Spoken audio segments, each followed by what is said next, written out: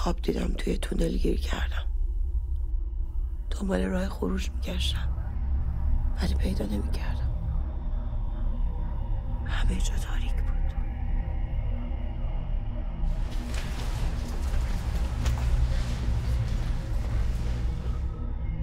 یعنی کاری که داری میکنی یه جور رد شدن از چراغ قرمزه؟ فردا قراره بریم MRI بگیریم. کسی هم نیست که ببردش، فقط منم. خب خانم خیلی ممنون. ببین اگه بیمار کار دیگه ای با شما ندارن شما بیرون باشین لطفا. یکم هم ازش میترسم. نمیدونم چرا. یادش رفته. مگه امتحانه؟ دکترم گفت باید آنژیو بشه. آنژیو کرد، پنل گذاشت. انگوش زدی؟ بله. رویا یک پیام رمزگذاری شده است، اما نه از طرف کسی، از خودت به خودت.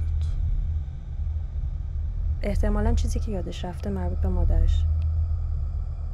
تونل. الان تو رو یاد چی میندازه؟